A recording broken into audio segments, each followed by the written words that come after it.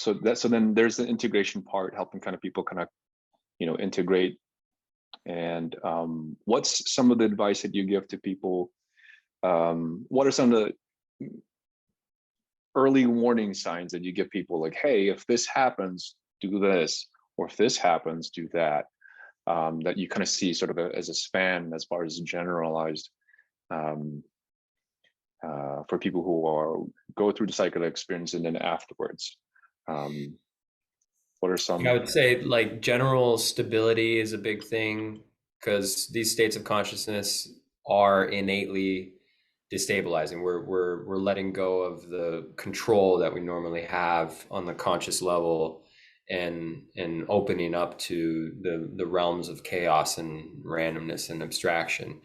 So coming back, if your life is not very well put together, you've got all kinds of stresses and obligations that you can't handle, or elements of your life that are inserting instability. Maybe it's your boss is a real asshole or something, or you've got a spouse that is always on your case about stuff and always kind of putting stuff on you.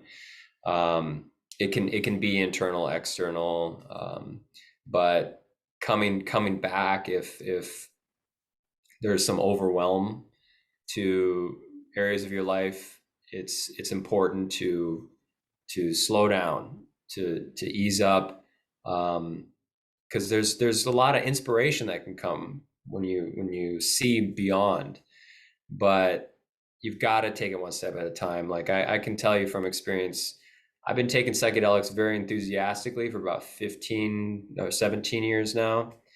And I've done a very small fraction of what those experiences showed me. I've accomplished very, very little. And it wasn't for lack of trying, but it's just that hard. Like life is it's full of obstacles. I mean, that's the nature of this physical world, is limitation. It's all limitation. It's all an uphill battle. You got to work. You got to like be on your game there. And so yeah, take it slow. Like again, don't take more than you can integrate. It's and find support. I guess that's probably the biggest thing, actually. Building community, finding a good network of people, like from like a therapeutic standpoint or even medical, or all supporting yourself in as many ways as you can. So connecting with people too, just being able to talk about it sometimes is a challenge. And so finding a good group, these integration groups, I host a lot of them on Open Mind Integration. There's psychedelic societies all over the country and all over the world.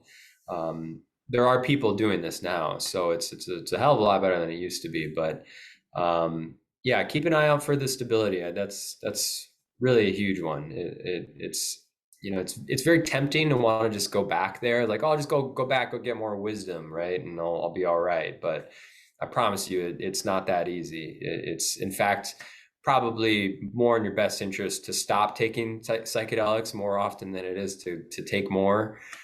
So the integration should always be the priority, rather than the excitement of the experience, the newness of it. Because yeah, it's pure novelty, but that doesn't really get you anywhere.